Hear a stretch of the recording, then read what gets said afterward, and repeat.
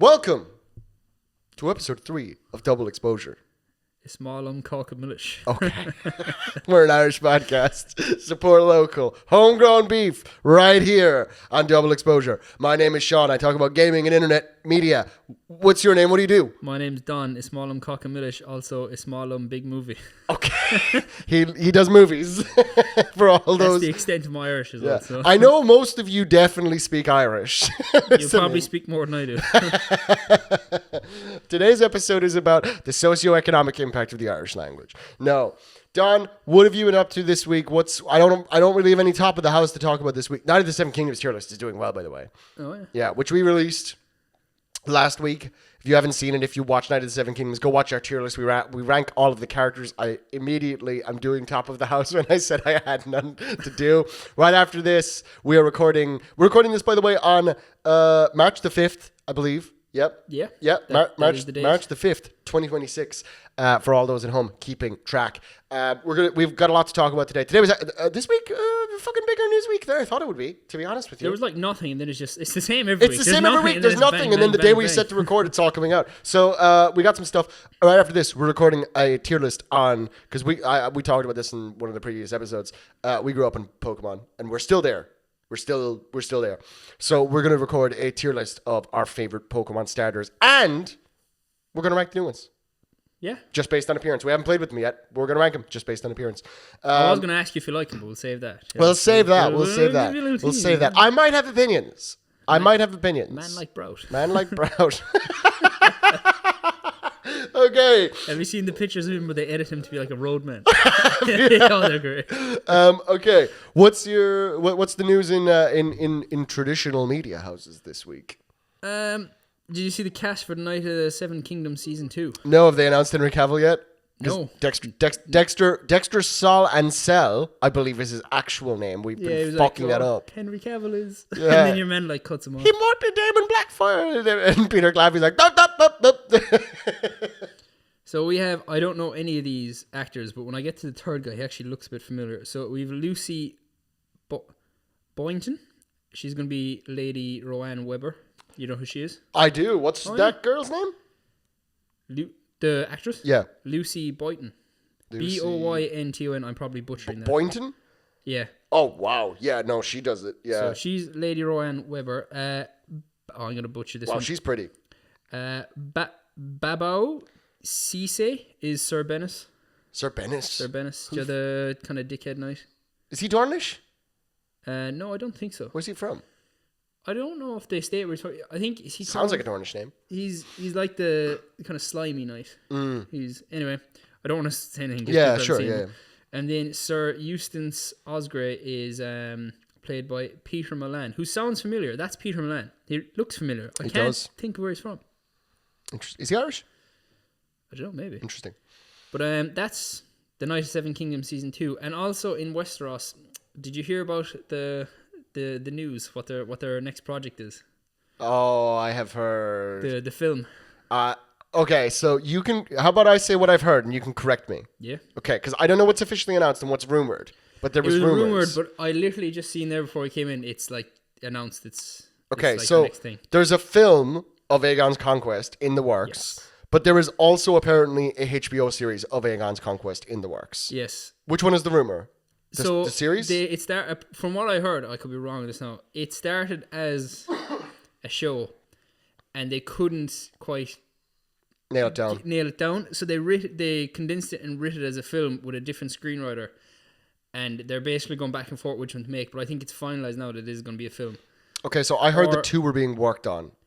Yeah, they were being written at the same time, but it's definitely just going to be one. Yeah, because I was like, from what I see last, that's what it's apparently going to be. Okay, cool. I mean, that's a pretty common move in Hollywood. Is you option it and take. Rogue One went through 7 writers, but they're describing it as a big epic on scale with Dune. So will it be parts? Yeah, I heard Dune come up specifically, and I would imagine. Yeah, I mean, this has to be a trilogy, right? Yeah. You know, I think there's a lot to cover. Yeah. Yeah.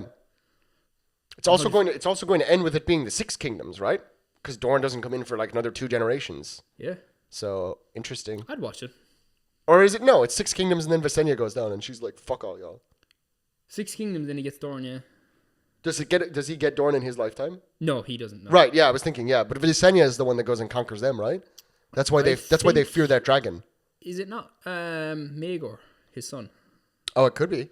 Could be. Maybe. Okay, interesting. Yeah, I don't remember, to be honest with you, because Aegon's conquest is so like tertiary to everything that's actually going on. As foundational as it is, you just kind of need to know the myth and not the details. But as long as George R. R. Martin's involved, that'd be interesting. I'm very interested. It's cool. I was thinking this when I saw this rumor. You're talking about something on Dune scale, right? Here's what worries me about that. Once you see Westeros at that scale, can you go back to TV show Westeros? It's a big difference. Yeah, that's true. Yeah. Because have you ever seen those renders of? I know you haven't played Oblivion. Well, by the time this is out, they're going to be finished. They're going to be finished House of the Dragon, I presume. Yeah, but roll with me for a second. Have you played Oblivion, the game before Skyrim? Briefly. Have you been to the Imperial City? No. Okay, so the Imperial City is tiny. It's like 4 quarters. It's not tiny. It's pretty big for the time the game was released. But then when they showed off the remaster earlier on this year, and they showed the opening, and you could see the Imperial City being like fully rendered, because the world of the Elder Scrolls is like made at a scale of like 1 to 10. You know what I mean? Like it's 10th of scale. So like Skyrim is 10 times bigger than the explorable area. It's just stretched. When people saw the Imperial City in the remaster cutscene, and you could see it so clearly in all the districts and how giant it is, because the Imperial City is like the size of like half of Ireland, and then they got to go there in game, they were so fucking disappointed. It's like that kind of effect, you know what I mean? Yeah. Where it's like, once you're presented that level of scale, can you go back to TV show budget? Well, by then they'll have finished House of the Dragon. The only thing airing would be Night of the Seven Kingdoms, which is a smaller story. Doesn't require that scale. Unless they want to do the Blackfire Rebellion, which I think they eventually will. I think they should. They'll do is like, well, there's so many Blackfire Rebellions. They'll do is like anthology. Yeah. Kind of I would love that. That would be but if they do the Blackfires this is a film so cool. and do that as the Blackfire Rebellion, they've kind of covered everything he's laid out, really. Yeah, I agree. Yeah. There's not much else, There was also rumors that there's going to be a sequel to the main show, but I don't know how true that is. But that's been floating around for years, that there was never a show on Jon Snow, and I think you just don't make those. I don't think those guys want to come back. No. I wouldn't. I'd think leave that story where it is. Yeah. Other news, The Bride. Have you heard of that? Yeah, this is The Bride of Frankenstein. Frankenstein? I can't talk today. No.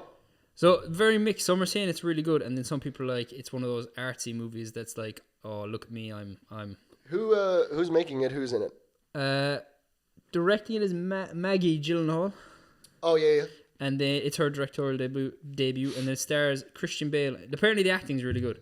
Christian Bale and Jessie Buckley are the main two. Ooh, two who don't disappoint. Apparently she just like outacts him the whole film, which is hard because Christian Bale is the fucking man. Yeah. Wow. Oh. Yeah. You haven't seen it yet? No, I haven't seen it. I'll be seeing it tomorrow, so by the time people are listening, I'll have seen it. Yeah, we can talk about it. That can be your little review segment for the next episode. And apparently people hate how violent it is. Really? So like I was talking to a woman earlier, like she likes movies and stuff, like she's big into movies, but she doesn't like violence and stuff. So she was like, when you watch the trailer, to be fair, it looks like a Bonnie and Clyde kind of whatever. And she's like, that's the vibe. I've only seen pictures. That's the vibe I got. She was going to watch it, and then she's seen the reviews that said it's super violent. She's like, I won't watch it now, knowing that. So. Sounds like her problem. Yeah. But being 100% honest. I'll definitely see it. Seems interesting. Cool. Yeah, no, 100%. Then we have 2 trailers this week. One dropped like an hour ago. Yeah. The Boys season 5 trailer. Why aren't they calling it season V? Oh yeah, that would have been. That would have been really smart, right? Yeah. Yeah, I don't know why they're not doing that. The final season. How are you feeling about The Boys? I don't care. Oh yeah? I hated season 4. Yeah, I didn't like it. I haven't liked the season. I actually had an argument earlier today with someone who said season 4 is like peak, and I'm just, the word they used was, this was a younger film now. He's like, man, you're just geeking. And I was like, it's all just subjective though. Like, it doesn't matter. And it was actually taking personal offense to the fact that I didn't like it. That's rough. We're unk. Oh man, unk status. That's rough. I didn't hate the activity of watching season 4, but like corporations figured out that if they make you feel like you've tricked them You know, there's this old writing technique, and we learned about this in college, which is that like you actually want to let your readers figure out most of your story right before it happens. Like the page before you turn that page, you go, "Oh my God, Sarah's about to kill John." You know, like that's what's going to happen. The lights are out right now. This is an opportunity for her. I haven't clocked this as a reader yet, but I think the twist is she's going to stab John in the back. You've just spoiled Sarah kills John. I know.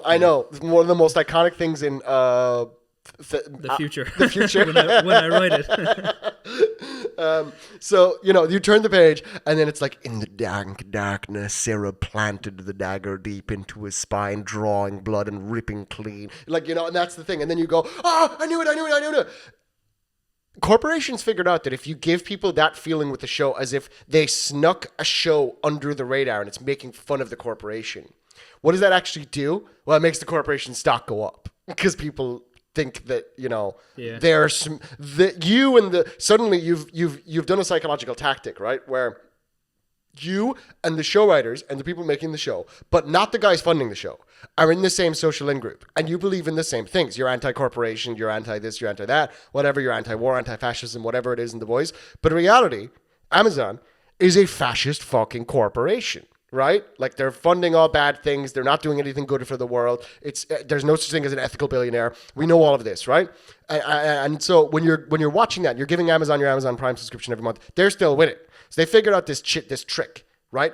So what the boys needed to do back in like season 3 was prove that they're still clever and just do another trick, right? And just keep doing tricks. I would have caught on to what's happening, but I don't think the mass majority of the viewership would have. And I think it would have kept people happy. I don't think they can end the show keeping people happy. No, I think no matter what we end it, people are going to be like... No. Yeah. Because the boys decided to be a one-trick pony. I watched all the boys... I watched it when season 3 was airing. So I watched season 1, season 2 pretty much back straight after each other. Great way to do it. Watched season 3 and caught up when there was like 2 episodes of season 3 left. And then there was the big gap for season 4. I watched season 4. I was like, this is actually just bad. Yeah, it is pretty bad. Bad. It's straight up bad. It's clumsily written. Yeah. And then the whole episode, you were there in like the dungeon with the like knockoff Spider-Man guy or whatever. Yeah. Yeah. I was like, this is all just there for, the people want to talk about how disgusting it is. Yeah. Because of the hero gasm episode. And this was a conversation I had with some earlier where they said, but you can't say you don't like that, but you like hero gasm. But I was like, if you actually go back in the hero gasm episode, there's actually like plot. Yeah, there is. This is just shock value. Yeah, it is. I hate it. Well, the writers put the character there specifically so that like it's written to direct you towards yucky. Yeah. You know, like that's all it is. That's all it is, and it's just shock television now. It's like it was telling you, you should find this disgusting. I'm like, yeah, like of course I do. Like, yeah, obviously, I'm not a maniac. And then I kept watching, going, maybe there's something with the plot here, and there just wasn't. Oh, no, I agree. I agree. So it's killed all my hype for season 5. I'll watch. I'll still watch it. I will still watch it. I don't care. Yeah, I will watch it to sort of have an opinion on like sort of the social discourse of it more than anything else, and I'm really interested to see what people, when they are talking post-mortem about the boys, like we often talk post-mortem about the show Game of Thrones, not the universe. Yeah. How do people discuss the boys? I think you're going to hear more people talking about the one-trick pony aspect of it, because at the end of the day, conversation around media, like everyone's a critic literally now more than ever. People talk about the way that shows are made in a way that they didn't like 10, 15 years ago. You know what I mean? So I'm interested to see like what message the wider like show enjoyer community. What the fuck am I saying? I'm interested to see what people take away from it. Show. What else have you got? You've no interest in this, but there is a new Green Lantern trailer for the show Lanterns. Gross. No, go ahead. I watched the trailer, right? And I was like, when they announced the casting and the plot of the show, I was like, they're like, it's going to be the Green Lanterns pretty much, but they described it as a true detective kind of story, right? Okay. Like, that sounds interesting. I'll probably watch that. I watched the trailer. I was like, I don't know if I'm going to watch that. The trailer was just like... So, what do you know about the character Green Lantern off the bat, right? Well, he's like... Break it down. No, don't think about it. What, like, first I say Green Lantern. What do you think? I think green and he's got the lantern ring. Why is his suit brown? What? Yeah. Shut the fuck up. They cut him and he's like opening his closet and the suit's like just brown and I'm like, what the But I think what that'll be is that's an old suit, but like, have you ever seen that really viral short where it's a guy stuck in like a cave, like a caver that got stuck, and the Grim Reapers look at him. And the guy's like, oh, I'm so hungry. Just kill. Like, I don't think I'm going to make it out if you're alive. And the Grim Reaper goes, fuck, you might not make it out if you're dead. I can't get in there. And he's like, what do you mean? You're the Grim Reaper. And he's like, yeah, I can't fit in there. And he goes, go send another one. He goes, fuck you mean? You want the Slim Reaper? There's only one Grim Reaper. That's how I feel about what you just said. When you get another Green Lantern. You want me to get the brown? There's only one Green Lantern. There's actually not. There's two. No, there's two in the show. The lanterns are like a society, right? Of like space, like space cops. Like. Yeah, there's space sheriffs, right? But no, I could be wrong. I just thought the trailer didn't do anything for me. I was like, When is it out? It says it, and I couldn't even tell you, man. Just no excitement. Okay, well, we'll keep an eye on it, and we'll see where it goes. I probably will watch an episode or two just to see. But, But it looks of it, this is how I think I'm gonna go. So if it's right, I've just spoiled the whole show for you. I think he's not gonna use his powers until the last episode. He's gonna fly off into space in his green costume. Yeah, you think he's gonna earn the green costume? Yeah, probably. And then he's gonna fly off in space, and he won't use powers the whole show until the very end. Gotta be so funny if they never address the fact that it's brown. Did you see? Michael B. Jordan won Best Actor at it's called the Actor Awards now. It was the SAG Awards. Yeah, why did they change it? Because SAG got bad press over the strike. Yeah. So he's nominated for Best Actor at the Oscars, and people were like, it's going to be between DiCaprio and Timothée Chalamet. But if you look at what the fuck was DiCaprio in? One battle after another. Oh, I still haven't seen that. Which I want to see, but I haven't seen. He was good in it. Out of all the movies he's been nominated for, don't think this was his best. But anyway, Chalamet's up for Marty Supreme? Yeah, that'd be cool to see him get.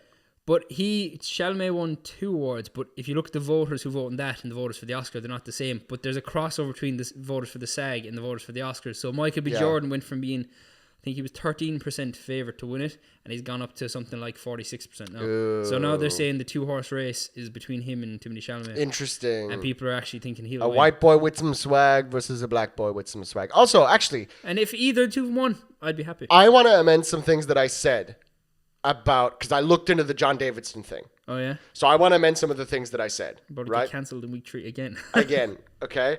Right? He did nothing... No, I'm not... Yeah, I'm not going there. I haven't seen him issue an apology. Yeah, that's what I was saying the last day. Like, still, yeah, that at that point he hadn't given an apology, but still nothing. Yeah, where is it? So that that's if I have a muscle spasm and I slap the guy beside me, the first thing I'm going to say is sorry. Yeah. Like so.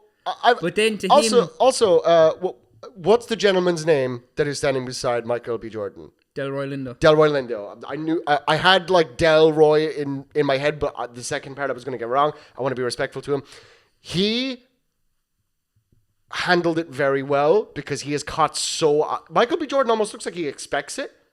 Yeah. In a way. Like he's watching him already. Like he's already looking at that direction of the crowd, so I think maybe he just spots it as it happens, right? I don't think he expects to be called a slur. But then maybe that guy might have had some other outburst somewhere else with a different word or something, right? Very possible, right? Delroy Lindo is looking a completely different area in the crowd than where it seems, keyword it seems, I'm not certain, where Davidson is sitting, and he's taken completely off guard. You can watch him collect himself. Yeah. And it's incredibly graceful, and the two of those guys deserve to be commended. I wanted to amend that because I was only going after the information that we had the last day, and after looking into it, I've changed my mind. John Davidson needs to issue an apology, I think, because, look, my analogy again, if I have a muscle spasm and I slap the guy beside me, the first thing I'm going to say is sorry, because I respect that guy. Yeah. It's a little disturbing that he hasn't issued an apology. But I'm not defending him, but in his head, does he think, oh, this is my moment? Disease or... Would you call it disease? Or it's Tourette's syndrome. So this is like whatever. Yeah. So does he feel he doesn't have to issue an apology because it's something he can't control? I'm not saying if he does, and this is me saying this as someone who has something not too far off in some ways from Tourette's, right? Something that is similar. If he does think that, he's fucking delusional. Yeah, but he's fucking delusional. Yeah, but I'm saying he might think that, but I don't know. Yeah, but I'm saying if he does, he's fucking delusional. But still, like, it's a very... Like, if he just... It is complicated. It's a complicated situation, don't get me wrong. If you blurt out the F word, it wouldn't be bad. It's the specific word he said. It's directed. And look, I understand how Tourette's works. I've had friends with Tourette's, right? I understand how it works, That doesn't excuse you. Yeah. You still had a spasm, right? And you hit the guy beside you with your arm. Say sorry. Be a man. End of. That's. I know I've done a total flip on this, but when I started looking into it and I saw he made no statement, no apology. I think he did make a statement, but not an apology. In fact, he said something. He said thanks for the sympathy. Yeah. That just makes you look like a narcissist, dude. And it's also taken away from the guy who won the award. Yeah. I feel bad for that guy as well. I don't know who won the award. Yeah, exactly. Who won it? What was his name? Yeah, it's fucked. But, it's no. You know what? I had his name. No. That's not on you. That's not on you. That's what you're saying. You know what I mean? That's fucked. That's Robert. Yeah, pull it up. I'll vamp for a second. Hey YouTube. Hey Spotify. How we doing? I'm vamping here. I'm buying us time because this guy's name deserves a mention. Robert. I had it. Robert Armallo. Robert Armallo. No, Arameo. Robert Arameo. Young Ned Stark. Shout out. Who plays John Davidson in the film, but does an excellent job at it. Also, not his fault at all. And back to Michael B. Jordan. You've seen Let's Sinners. do it. I've seen Sinners. It's fantastic. Think you should win the Oscar? Yeah. Yeah. I haven't seen Marty Supreme, though, and I really want to. I seen Marty Supreme. Kevin from Shark Tank is in it. When I came... he's great. Yeah, Do you hear about the original ending that they scrapped? They filmed and scrapped. If this spoils the film, I don't want to know. It doesn't spoil the film. He has a line in the film where he just says to Marty Supreme, he's like, yeah, I'm a fucking vampire, man. Right? And it's just a throwaway line. The original ending, they were just going to mess with the crowd and they were going to have the original ending, right? He kills Marty because he actually is a vampire. And they filmed it and then they decided to scrap it. But when you actually watch the movie, he goes, did I hear royalty? When you watch the movie, if that was the ending, would not shock you. No, really? Okay, so I seen Marty Supreme and I came out going, yeah, Timothée Chalamet should win the Oscar. But in my head, I never really considered Michael B. Jordan for the Oscar because I just didn't think that kind of movie will get acknowledged. Sinners? Yeah, I didn't think it'd be acknowledged for Oscars. Why? It's like the biggest movie this. It's still the biggest movie this year. It's one of my favorite movies I've made. Yeah. But I think now that I think about it, I think Michael B. Jordan. If it's Michael B. Jordan or Timothée Chalamet, I don't mind. Michael B. Jordan played two characters interacting with each other. Yeah. And if I was watching a podcast and I'm saying if you actually look, he changes his how he walks and how his face, how he holds his face. Yeah, I saw this recently. Like, yeah, man, it's so good. It's so good. I've seen it 5 times. No, I've seen it 6 times. My sister is going to see it because it's back in theaters right now. You know that. Yeah, so I'm going to see The Bride tomorrow. I'm going to see it for a 7th time right after. What time are you seeing it tomorrow? So The Bride is on. It finishes like 7:45, and that's on 8. Oh yeah. My sister's going to the same showing as you. Man, so yeah, because she hasn't seen it yet, so it's her first time. Man. You have to watch it in the cinema the first time. 100% agree. 100% agree. What else we got? So my next one ties into the big one. The big one. You haven't seen Yellowstone, have you? No, I have not. Right, so they made a spin-off show called Marshalls, right? About Casey, who's one of my favorite characters in the main show, right? It's all right. It's fine. Yeah. Right, the first episode came out, I thought it was kind of mid, right? But you know what frustrates me, right? What frustrates you? It boils my fucking blood, What boils your blood? It's on Paramount, right? Mm-hmm. Have you experienced Paramount Plus? Yeah, it sucks. It's the worst streaming service. You pay to get access to watch anything, right? Yeah. So you don't. You watch YouTube for free, and if you want to get rid of the ads, you pay. Yeah. Paramount Plus, you pay to access it. You want to get rid of the ads, you have to pay, right? It was pissing me off because I shit you not, the episode is 40 minutes. It took us an hour and a half to watch it. Yeah. I started timing it. 5 minutes you watch the show for. 5 minutes, and then there's 4 minutes of ads. Yep. 4 minutes of ads. Oh my god, I wouldn't pay those fucking bastards any money. No. We only watched it because. Well, Amazon's been fucking around with pre-roll ads for paid subscriptions for too long. Like we only watch it because my girlfriend pays for it. I ain't paying for that shit. Nah. Paramount don't make enough good stuff. No. And they're they're about to get everything. They won the Warner deal, right? 111 billion. And then not only that, they had to pay out because Netflix aren't getting them. Yes. Warner Bros. Had to pay Netflix. I think it was 4 billion. They said they'd pay that. They're in debt from the deal. But then because they're in debt, what are they going to do? They're going to lay off all their staff. And they're going to increase the subscription price. They're going to increase the subscription price. And now everything you want to watch, the new Harry Potter What was show, that? Hold on, what the fuck? Oh man, it gets me. You're raging, dude. It gets me passionate. No, because now everything's going to be on it. Yeah? And then what they're going to do? Your man already... Remind the audience. What do Warner own? What are the biggest franchises? Their main franchises. Sinners is Warner Brothers. Yeah. Not a franchise. No, not a franchise. Harry Potter? Yes, because they'll probably fucking turn into Harry Potter. Yeah. If we were going off the biggest two that popped to mind, you've Harry Potter, which they're making the TV show for. That's now going to be on. And Game of Thrones, Westeros. What else? Because HBO is Warner. Scooby-Doo. There's not James Bond. James Bond's gone to Amazon. Fucked. There's we could go on for an hour here of me listing what Warner Bros has everything. Yeah. And then they've There's an It show releasing. They've now got Welcome to Derry. Yeah, that was great. They've got DC. Yep. So all that stuff's gonna go on Paramount, and you're gonna have to pay your thing. So I'm just not watching. I'm telling you now, I'm illegally streaming because I'm not paying Paramount. Well, no. You're not. It's not that you are going to illegally stream. It's just that you are not watching it legally. Yeah. That's the way you say go. that. Yeah. That's the way you say that. You can edit me out saying that. Yeah. I've no. What? You didn't say anything. I didn't say anything. Yeah. But so they have everything. But people are saying now what's going to happen is because they're gone so far into debt and stuff with it, that realistically what's going to happen is they're actually just going to go into debt and lose it all, and then Netflix is going to buy it. I want every major media CEO to fly the planes over Iran. And do you know HBO Max, right? Yeah. Widely renowned as like probably one of the best like TV things out there. They already confirmed they're basically getting rid of that and absorbing it into Paramount Plus. But if anything, they should get rid of Paramount Plus and absorb that in HBO Max. Yeah, I don't understand. Yeah. It's just fucking dog shit. But also as well, so they have DC, right? James Gunn is the head of DC. Yeah. And who makes good movies that I don't like. Apparently, they just don't click with me. James Gunn hates Donald Trump. Yeah. And the guys on Paramount are big Trump fans. Oh, yeah. And James Gunn's contract is due to be renewed after all the projects he's made so far. So they say they're going to keep him on, but James Gunn might not stay. I don't think he will. And I think what will happen... James Gunn does what James Gunn wants. I think what will happen is James Gunn will go, look, thanks, but I'm out. And then what's going to happen is Kevin Feige has hinted he wants to retire after this phase of Marvel. James Gunn's going to take over Marvel. That would be crazy. That would be crazy. I think that's what will happen. But then Good as well, prediction. there's some shady stuff going on because they purchased Warner Brothers, which owns outside of movies and TV shows. They own like loads of news networks. Yeah. And because these guys, people are saying, are big friends with Trump's, now they're going to be able to pick and choose what's on the news, which is just not morally right. No, sir. So that's my rant. Yeah, very bad time. I could keep going, but I won't because it's getting me mad.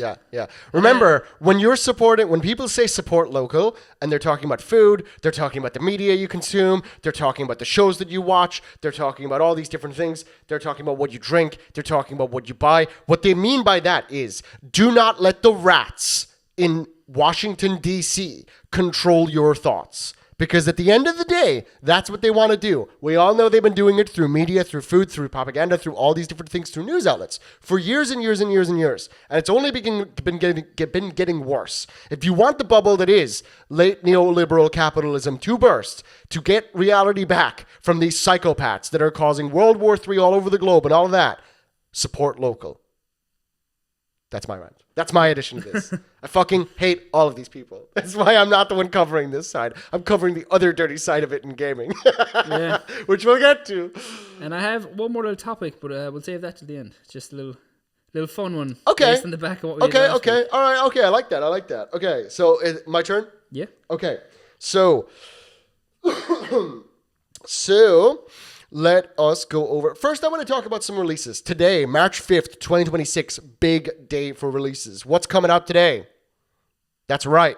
Pokopia. That's right. I had no interest until today. I still don't have any interest. My sister's going to play it. I'm not buying a Switch 2 to get it, but I watched some gameplay. Oh, it's only on Switch 2? Oh, wow. Here's the thing. It's only on Switch 2, right? Yeah. Unless someone game shares it you, which means it can run on a Switch 1. What? Yeah. What? Which means it can run on Switch 1. That was not in my headlines. Talk to me about this. So I didn't know this until earlier. What? But because I was watching some gameplay and I was like, I've never played Animal Crossing or anything, but I was like, this looks kind of fun. Yeah. Not fun enough for me to buy a Switch 2 just to get the game. Yeah.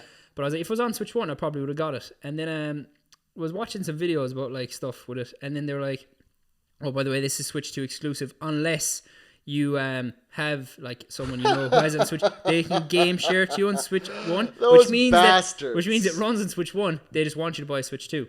But now with that is fascinating. But I don't know if that means can you just game share it and play it, or can you co-op from a Switch 1? That is. But either way, it runs on Switch 1. I cannot think of another time in gaming that this has happened. Yeah. Wow. Okay, I'm going to look more into this, and I'm going to have a fucking report for our next podcast. Because maybe this is so it just means that you can play 2-player from your Switch 1 or something. But at the same, that still it's means not an advertised feature. Yeah, that still means it that runs means on it Switch runs. 1. Yeah, so why not release it on Switch 1? Wow, wow. But it looks fun. There's no other time in gaming I can think of this happening. That is so interesting. Yeah. I'm stunned. Well, I'm going to have more to say about this next week. So tune in for that, because I'm going to do a full report, full deep dive, looking at it fully, because that is so interesting to me. Other than that. Yes. Bungie's Marathon is coming out. Bungie's Marathon is out today. It unlocked about an hour ago, an hour and a half ago, as of the time that we are recording this episode right here. Do you know anything about Bungie's Marathon? No. Okay. Marathon was the game Bungie made before Halo. It is a sci-fi game, but it didn't start like that. But you said Marathon, I thought you meant like a live stream. No, it's a game called Marathon. Never heard of that. Let me tell you a little bit about Marathon. I'm going to tell you a little bit about it because Marathon is one of the most interesting concepts for a game. When people talk about Marathon, they talk about it in terms of how can anyone be this cool? Because Bungie used to be the fucking king shit of fuck mountain, dude. They used to be so cool.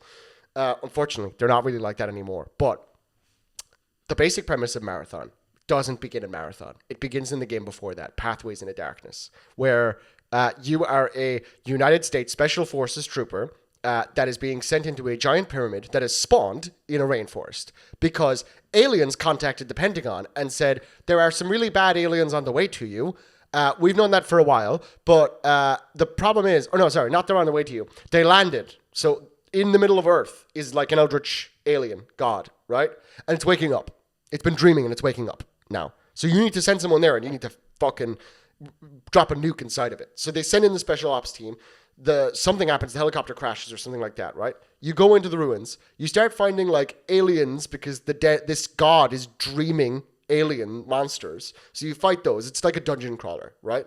You fight those. Then you start finding Nazi journals from 1941 because Nazis were interested in the occult, right? Yeah. So in Pathways into Darkness, what the Nazis were actually looking into was aliens, and they were right. So you find all these Nazis who didn't make it to the end. You go down there, you blow up the pyramid, you escape, and you extract, right? That's where the story ends, except it's not. Marathon is set in the 25th century. Earth is running out of resources. We have hollowed out one of the moons of Mars, Deimos, and we have put a ship in it. I don't know why, but Deimos is very porous, so there's a lot of holes in it. So I think they build the infrastructure of the Marathon, the United Earth Space Council, UESC Marathon, right? They build a ship out of the moon, right? So it looks like a bar of chocolate that you put a ball in the middle of. That's what it looks like. It's insane.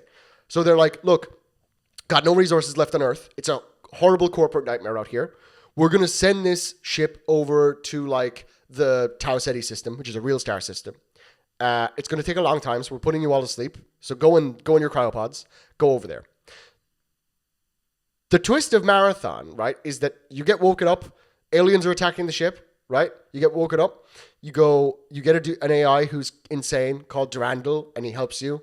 And it's this big, long, convoluted story. But the twist is that your character, the security officer on the Marathon, he's like a RoboCop. He's like half robot, right?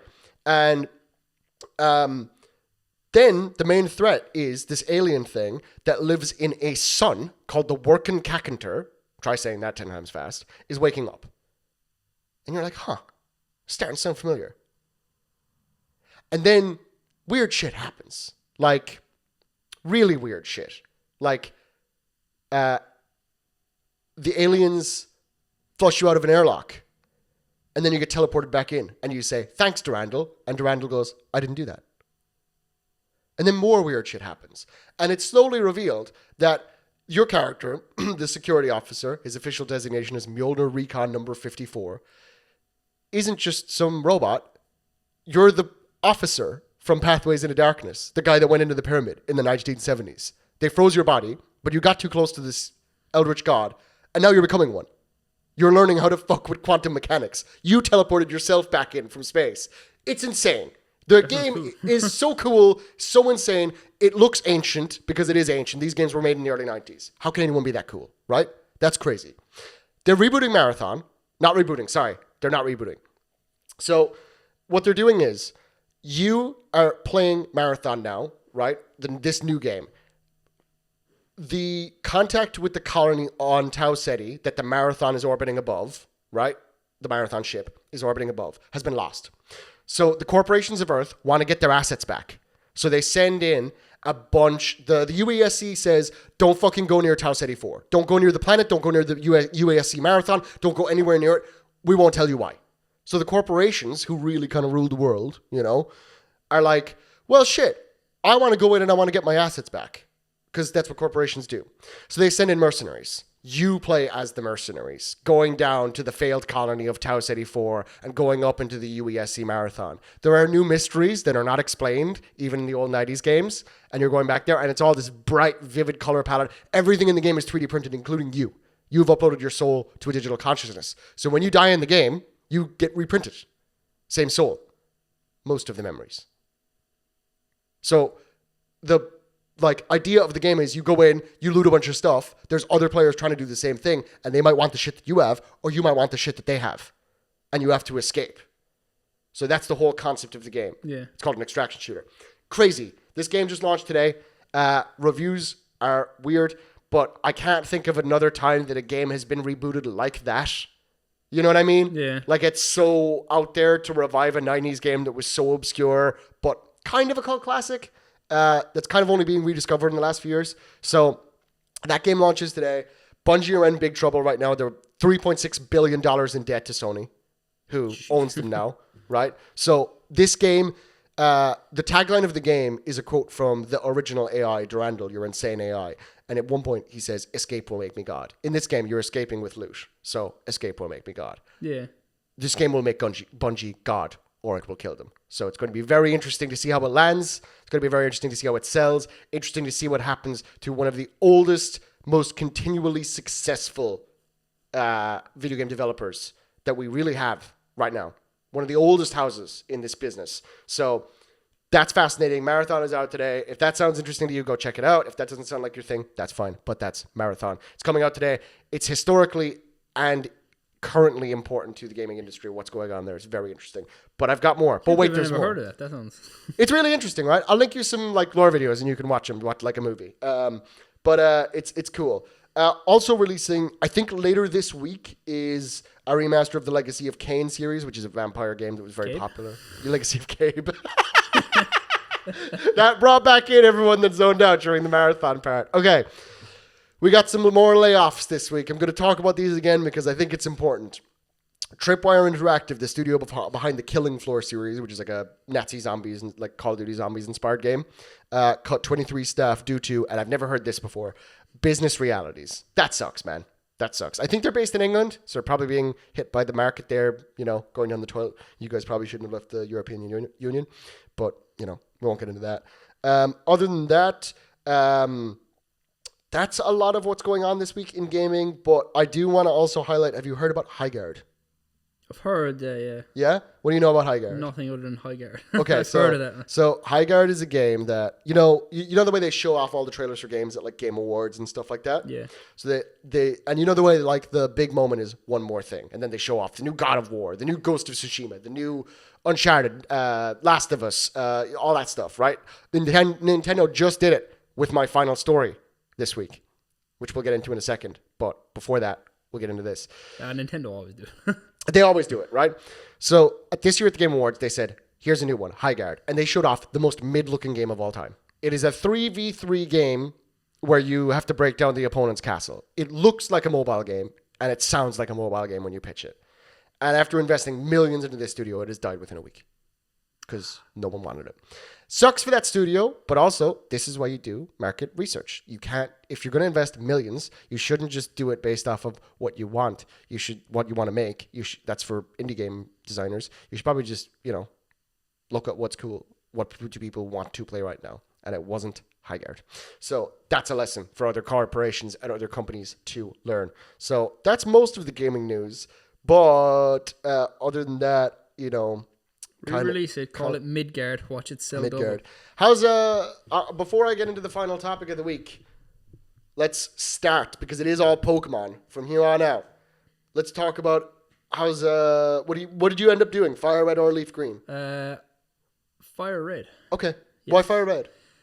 Purely because one of there's a our Charizard friends, on the cover. No, I actually prefer. I prefer Venusaur. Oh, we'll get into that when we get to the starter tier One of our list. friends has Fire Red. So I asked him, "What one are you going to get?" Because I'll get the opposite, and he's like, "I'm going to get Leaf Green, so they have Fire Red, so I'll get Fire Red." Cool. How's it going? So it was going well, right? Did you get my picture yesterday? I did. That's why I'm asking. So my Switch is kind of busted, and I don't. But he won't buy a Switch 2. No, I'm committed now. So I got as far as Lavender Town, of all the places for it to happen. The most optimal place. Ding, ding, ding, ding. And do you know what I didn't miss about the old games? It's the fucking grinding. Yeah, dude. Oh man, it takes, especially because everything now is like level 15 and your team's like 30. Gen 3 is one of the worst for grinding, by the way. Gen 3 is one of the worst. But anyway, I get to Lavender Town. Yeah. And I literally walk into Lavender Town, save the game, and then I log on because like I have a bit of a break in the morning of like an hour and a half between like it's usually 7:30 and 9. So when I'm like cooking my porridge, I'm either watching something because like I just have the attention span of a 2-year-old, like, or I'm playing something. So I was like, I'll log on and do a bit of Lavender Town, and I log on and it's game data corrupted. And I was like, I'm not doing all that grinding again, right? So I was like, that's me done with that, I guess. And then wait. There's more. So I left it. It gets worse. No, it gets weird. I left it a little while, right? Because I tried to restore corrupt data. It's like, nah, chief, corrupt data is not happening. And so I left it a little while. I was like, I'll just give it one more go. And it just opened up and it was fine. Isn't that so weird? So the game's fine. The game fixed itself. For now. Yeah. There's a loose 1 and 0 in that code, and it's going to fuck you with the Elite Four. It's going to fuck you. I'm using Blastoise because he's my least favorite of the tree. I don't dislike him, but he's my least favorite of the tree. So I was like, I'll use him. I have used him before. Everything else I haven't used before. And I'm quite enjoying it. What's your team? All right, we got Blastoise, right? Well, he's War Turtle. Named him Dunk. Dunk. Let's go. Named him Dunk. He's S tier. He's a little bigger than the rest of them. Then we got my Wigglytuff. Oh! Yeah. Do you know Wigglytuff is in my top 3 favorite Pokemon of all time? Really? Yes, because of Mystery Dungeon. Kind of goated. Oh, great Pokemon. Taught it Mega Punch and Mega Kick. Didn't know they were things. Let's go. Mega Kick is Goated. a great move. Goated. Yeah. Then we have my Spearow. Well, it's a Fearow now. Good. Fearow. And then my first shiny, remember that? Yeah. What's wrong with this Fearow? Yeah, I thought something was busted. Why does he sparkle? 1, 2, 3. Then I got a... Oh, damn. What am I doing? Oh, I got an Oddish. Shut up. Oddish. Oh, my God. Fosway. They all have Night of the Seven Kingdoms. And then my last one I got was Doug Trio.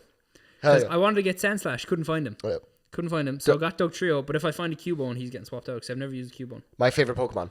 Never used that. I know that. Yeah. Never used the Doug Trio either. Well, Marowak is my favorite, but I'm planning on using a Jinx in the last slot. But by the time I get a Jinx, I'm not grinding at 20 levels. So we're just going to see what happens. Like we said last episode, do not let John Davidson get anywhere near that Jinx, dude. Yeah. Do not let John Davidson anywhere near that Jinx. He will. But other than that, it's going fine. Off. If it corrupts again, I'm going to crash out and I'm never going to play it again. For our final news story this week. Oh, by the way, but before I do that, actually, even though I just nailed that fucking tone, how did you like going through Lavender Town? Yep. Not as eerie though as no, the classic yellow is the best Lavender Town. I played original Blue on the download for the Nintendo DS. Yeah. In black, it's pure black and white glory. Yeah. And that was eerie. As God intended. Lavender Town is one of my favorite places in all gaming. I don't know, it's sinister yet peaceful. For our final news story this week, coming from Games Radar Plus, reading to you live. Now, Pokemon Wind and Waves is the official name of Gen 10, somewhat matching what was leaked during the massive, quote, freak leak. I didn't know people called it that. That's really funny. We've also had our first look at the yet What happens when I get unnamed, my jinx? yet unnamed region, which seems to be inspired by Southeast Asia, which was also a part of the major leaks. And if the trailer didn't give it away with its massive open season swamps, Pokemon will once again be going open world with the new Nintendo Switch 2 exclusive entries confirmed by the Wind and Waves website. Every time I think I'm out, they pull me back in. And while you won't have Miraidon and Koraidon to travel around on this time around, many have noticed that the new trainers have an interesting item strapped on their backs. Both Wind and Waves trainer outfits come with equipped with what seem to be hoverboards. That being the classic Back to the Future-like versions, not the two-wheelers that have caused countless videos of people's grandparents falling into furniture. Who wrote this game reader? That's pretty funny. Scott McRae, you funny prick. Thank you for the article. So, Gen 10, Wind and Waves. How are you feeling? I knocked the microphone. I'm sorry. Right. So do you remember after the disappointment that was Scarlet and Violet, I said, do you know what? I'm probably not getting the next one. And then they announced ZA, and I was like, fine. Yeah. I like Legends Arceus. And then I actually enjoyed that. I like ZA. I think ZA got a lot of And I shit was for like, no reason. look, man, I'm probably not going to get the next one now because it's going to be Switch 2 exclusive, and I'm not going to buy it. And then I watched the trailer. I was like, I seen that little fucking dog, and I was like, fine, take my money. Take my money. The dog got you. If we survive this craziness going on, I'm getting that dog, man. That's awesome. I Yeah. have opinions on all three, but we'll leave that for the tier list. Yeah. But I seen that stupid, goofy guy, man. And it looks great as well. I'm really interested in the designs for this generation because Southeast Asia is such an interesting place to pull from. You're looking at Malaysia, the Philippines, Vietnam. I guess It's gonna be a lot of islands. yeah, it looks like an archipelago, which will suit, I guess, the hoverboard, and I imagine it's also a surfboard. I think that would be fitting, I was kind of worried when I saw it at first because it does look a lot like Alola, which is 4 out of 10 too much water. Hawaii. Oh yeah, there is that game. I would have agreed with IGN's criticism, but I was kind of worried it looked too much like Alola. But It does look an awful lot like Alola. But yeah, I mean, it's based on the tropical Asians. I want three things, right? Okay, three things from this game. Okay, I want to hear that. Yeah. Right. I don't want tutorials so long it makes me never want to play the game again. Agreed. Right. I want, if there's some sort of affection system, I want it to be able to be turned off. Good shout. Yeah, and if they do this whole go any order you want, I would just like the main battles to scale. Yeah, I agree. Yeah. I completely agree. Because they were like Scarlet and Violet, go whatever way you want. Like, you can't really though. No, no, you can't. That was such a lie. But what annoys me is the rival battles do scale. Everything else doesn't. So they could have done it. Yeah, I agree. You know what I did when I played Scarlet and Violet? I sequence broke it. I found a way to glitch into a later area, and I ran from there because it actually gave me a bit of challenge. That was the best decision I could have made. And then I steamrolled through the content that I had missed.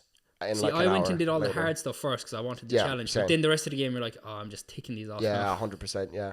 I also really hated the fucking evil team in that game. They just shouldn't have been part of the game. No, they did that just so you would have a major battle against every type. 100%. Yeah, I'm excited. I think it looks quite pretty. Yeah, it looks good. I really like the trainer designs because I hated the last few trainer designs. But actually, ZA trainer designs are really fucking good. But I didn't play the DLC for that. And I will do it. I think maybe this week I'm hoping to because it looks really fun. I'm excited. I like the trainer designs a lot. And the trainer designs are necessary to sell me on a Pokemon game, to be honest with you. I almost skipped Alola just because they looked so fuck ugly. And then when I played Alola, I said, yeah, I should have skipped this generation. Because it's definitely my least favorite. But just please don't give me that tutorial at the start. That's so long. I don't mind as long as it's over before the first gym. Or the equivalent of the gym. But it depends when the gym is. Yeah. But just let me burn it all out of the way and then give me my little tutorial and then let me be free. Yeah. Don't let me be free for 2 minutes and then there's another tutorial. Let me be free for 2 minutes and then another tutorial. Oh man, that's just driving me. Diamond and Pearl have a 10-minute tutorial and it's perfect. Yeah. You trust people to figure it out. It's fine. They've either played a Pokemon game before or they can figure it out. There's only so many things you can do. They're too hand-holdy, but if you go back to the original games, it's like, oh yeah, you need this item, and you just never get told where it is. You might just find it. You might find this guy's teeth to trade to this guy for water, to give to this guard. Yep. You might not. You might never pass the section. Yep. When I replayed that, when I played that game for the first time, I actually had to Google where I had to go sometimes. How did kids figure that out back in the day? I don't know, but because they would talk to each other. Yeah. Do you remember when? And that's why it became so popular. Do you remember when I found Giratina? I was the first person in our group to find Giratina, and no one believed me because I couldn't catch him. Yeah. And I couldn't, because for those of you that are not familiar, Giratina in Pokemon Diamond and Pearl, which was our first real experience with the game, I guess.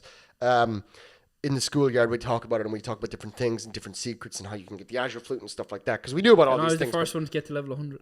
You were. But we were doing all that stuff, and then I went home. I was playing my DS under my pillow, which is a peak childhood experience, those who know. That's canon of it. No, yep, 100%.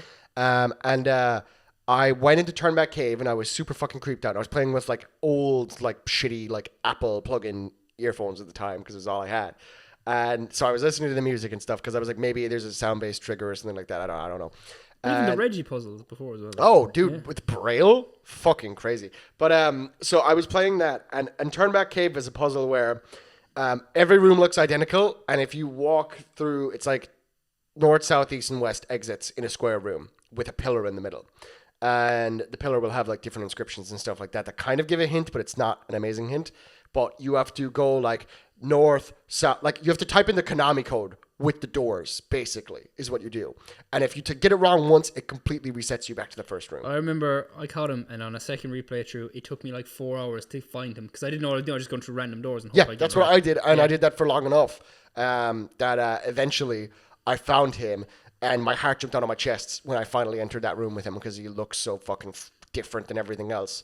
And then I couldn't catch him. I did not come prepared. I think I'd been catching haunters or something, which is what you encounter in that cave.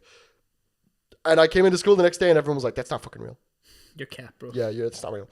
And then I went home, and I spent the next 3 nights working on it, and eventually I got it to work again. And then I came back in the next day, and I was like, "Look, see, I caught the devil! I caught the devil!" And I remember your cousin Neil grabbing my DS and being like, "What the fuck is this? What the fuck is this?" And then one of our friends had an action replay, and yes, and he put in to get like the Azure Flute, get Darkrai, get all that stuff, and then he rocked in. He's like, "Look at all these things I caught," and he was just feeding us bollocks about how you get them, and we were there afraid. Oh, dickhead. But then I got Shaman legit.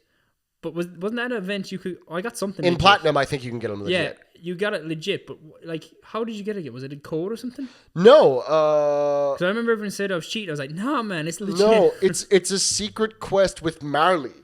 Something like that, yeah. On that route in off the coast, but out of the way of Victory Road. Even with that, we're talking about all these things, and they're like, that's the fun of the game. That's what made it popular in the first place. Yeah, 100%. Yeah. Like, I don't think.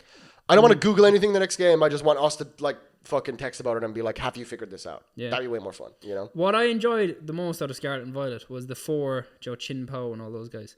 Was figuring out how to get them with the flags. Trying to find the flags. Yeah, that was fun. I enjoyed that. Yeah, I enjoyed that as well. Yeah. The rest of the game. Yeah. I liked Area Zero a lot. Yeah, Area Zero was cool. Area Zero was cool. Also, first canon death in Pokemon in like fucking forever. Maybe since Eradicate. Yeah. And Marowak. Well, guys, that's been the show. Thank you for listening to another episode of Double Exposure. Oh, wait, we have my little extra topic. Oh, I forgot about it. Okay. I forgot about it as well. So, right. Last week we did a little blind rank these Star Wars weirdos, right? Mm-hmm. The Glub Shadows. So to keep it on theme of Star Wars, okay, I have some random letterbox reviews here, and based off the review, you must tell me what Star Wars movie it is. Ooh, okay. Okay, we'll start with. That's a good game. We'll start with maybe an easy one first. Sure. So this review is 1 star out of 5. You're familiar with letterbox. Do I wait until you finish to guess? Wait until I finish. Okay. Guess. This is the most terrified, cowardly film I've ever seen in my entire life. Every single moment, a sheepish plea to a Capra Caius fanbase. Please stop yelling at me. You can almost hear the shame in the actors' voices as they say the lines that sound like a Twitter party's idea of what this film would be. Everything good about the franchise is just so walked back and stomped on with a shocking ferocity. The film all the while looked back and is asking, is this what you want? Are you happy? This is the it says the director's name, but I won't give it away, is the worst director alive, and he killed Star Wars. A truly miserable experience. I think they're talking about The Last Jedi. They're talking about the rise of Skywalker. Really? Yeah. J.J. Abrams killed Star Wars. I thought people used to say that about Rian Johnson. Wow. Yeah. Wow. I mean, I like The Last Jedi. Fuck all of you that think otherwise. You genuinely need to watch a video essay until you understand the film. Here's another one, right? Yeah. This one's 2-star. Yeah. And it says, Star Wars be like, we will give you incest happily, but we draw the line at homosexuality. What movie did they cut out the gay kiss? Was that The Last Jedi? This is The Last Jedi. Yeah. Yes, they cut out a gay kiss in the Chinese version. This also one has... For the theatrical version. This person hated it so much, they didn't even give it half a star. It says, J.J. Abrams, turn your location on. I just want to talk. So it's one of the Abrams films. It is. Well, it has to be Rise of Skywalker. It's Rise of Skywalker. Yeah. Let me pull up a different one here. So, Wow, I can't get over... I know people don't like Rise of Skywalker, but I really thought that one was for The Last Jedi. So this one says, Yoda is a cunt and deserves to get drowned in Dagobah swamps. Is that for Empire? That's for Empire. This next one says, this entire film is just Han Solo pointing at things. Solo. No. No? No.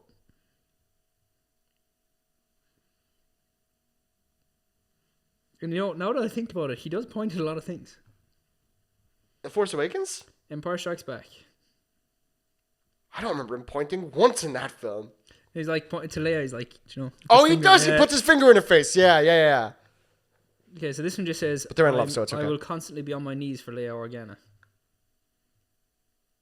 Oh, but wait. Is there more to that one? No, that's it. I'll leave it at that. I'll see if you can get it. Nah, that could be any of them, dude. I mean, she looks amazing in the original trilogy. It's Return of the Jedi. I was going to guess Jedi, if any of them, because she's really pretty in that film. We'll go for the next one. Hayden Christensen shows up, and I suddenly start foaming at the mouth. Well, I should ask. These are only for films, right? Yeah, films. Okay, because that sounds like a review for Ahsoka. It's not Ahsoka. Hayden Christensen shows up, and I'm suddenly foaming at the mouth. I assume it's a 5-star review. It's a 5-star review. The Leia Organa one was 4.5. Revenge of the Sith? Nope. It's Attack of the Clones? Nope. It's Return of the Jedi, where they put a CGI head on Sebastian Shaw's body. Oh, for fuck's sake! Okay, right. We got a little... He gave him the Jedi smile. Fuck off. Captain Rex was there. Shut the fuck up. No, he wasn't. Stupid. I love Rex, but that's dumb. He'd be dead. He's advanced aging.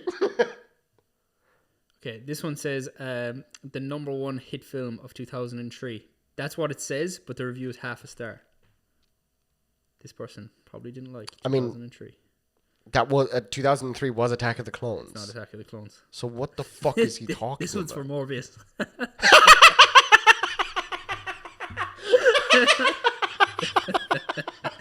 Fucking stupid. I got great enjoyment with this. This one's a long review. You'll enjoy this, right? Are the rest of them Star Wars? The rest of them are Star Wars. Okay. I just want to put that in there. Natalie Portman is the reason I work out. I have this fantasy where we start talking at a Vanity Fair Oscars party bar. We exchange a few pleasantries. She asks what I do. I say I love her in New Girl. She laughs. I get my drink. We'll see ya. I say and walk away. I've got her attention now. How many guys voluntarily leave a conversation with Natalie Portman? She touches her neck as she watches me leave. Later, as the nights dragged on and the coterie of gorgeous narcissists grows increasingly loose, she finds me on the balcony, my bow tie undone, smoking a cigarette. Got a spare, she asks. What's in it for me, I say, as I hand her one of my little white ladies. She smiles. White lady! She smiles. Conversation with me, duh. I laugh. What's so funny, she protests. Nothing. It's just, don't you grow tired of the egos. You get used to it, she says, lighting her cigarette and handing me back the lighter. What would you do if you weren't an actress, I ask. Teaching, I think. And if I was your student, what would I be learning? Discipline, she says quickly, looking up into my eyes before changing the subject. Where are you from? Bermuda, I say. Oh, wow, that's lovely. It's okay, I admit. Not everything is to my liking. What could possibly be not to your liking in Bermuda? She inquires. I don't like sand, I tell her. It's coarse and rough and it gets everywhere. It's irritating and it gets everywhere. That's the review. What's it for? Attack of the Clones. Morbius. Fuck you, dude! Fuck you! No, it's not actually. It's Attack of the Clones. It's Attack of the Clones, right? This one says, Chewbacca. Me, I will die for you. That's the review. 5 stars.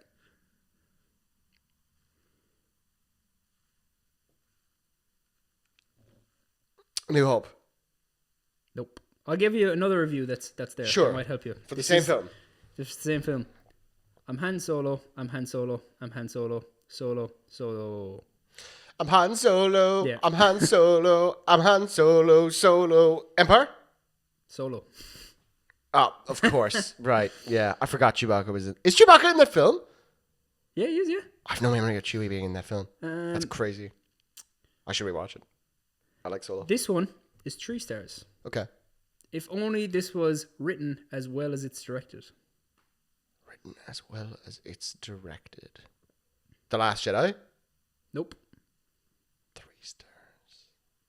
I'll give you another one that's for the same film. Sure. The first half of this movie is 3 stars, but the last half hour is about 8 stars. So jot that down. So what movie's like pretty mid until the end? Morbius. It's not Morbius. Fuck. I thought I outsmarted you in your own game. Give me that second review one more time. So it says this movie, basically it says this movie is 3 stars until the last half hour, then it becomes 8 stars. You can only rate things up to 5 stars in Letterboxd. Revenge of the Sith. Nope. Rogue One. 3 star. Fuck off. Go watch some. Jesus Christ. What? Yeah. 3 star. That's Rogue One's way better than that. This one. Who the fuck am I kidding? This movie rocks. Lol. 5 stars. Revenge of the Sith. Revenge of the Sith. Yeah. And he's right. He's goddamn right. He's goddamn What's this right. one for? Obi-Wan Kenobi? More like Obi-Wan can bone me. 3.5 stars.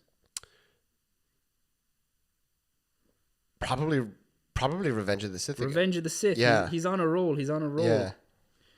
He's hot Um, in that film. Good looking dude, Ewan McGregor. honestly seems so wrong that there was no showdown between BB-8 and evil BB-8. 4 stars. Rise of Skywalker. Nope, Last Jedi. He's the evil BB-8's in The Last Jedi? According to this review, he is. Wow, fair enough. This one says 1 star. I take back every mean thing I ever said about Attack of the Clones. Rise of Skywalker. Yep. Yeah. This one. I'm locking in. This one. The Force sure did awaken, and it was gay. The Force Awakens. The Force Awakens. And it was gay. Okay, you might. This one's going to throw you off. This one's going to throw you off massively. Okay, Morbius. No. Okay, but how did the Force fall asleep in the first place? The Force Awakens. Okay, all right. Are you just picking these at random now? No, I'm Okay. looking for a good one. It's always nice to see Hitler caring for his adoring fans. 2.5 stars. Hitler caring for his adoring fans. 2.5 stars. No, I don't know. That gives me no information. Wait. No, it gives me no information. Okay, I'll give you another one for the same movie. Yeah. After watching both Top Guns, I was in the mood for the quintessential dad movie. This is it. The quintessential dad movie. This is it. Would you like another one? I feel like it's... Harrison Ford looks so damn fine in this movie. Oh my god. I think it's got to be Empire. Is it New Hope? Nope. It's The Last Crusade, Indiana Jones. This game sucks. Thanks for watching Double Exposure episode 3. Can I give you one more? One more to finish off. Okay. Paul Allen's Batman. half a star. What? This review says this is Paul Allen's Batman. Is it for Paul Allen's Batman? Obvious. Thanks for watching the third episode. If you got through it, God bless you.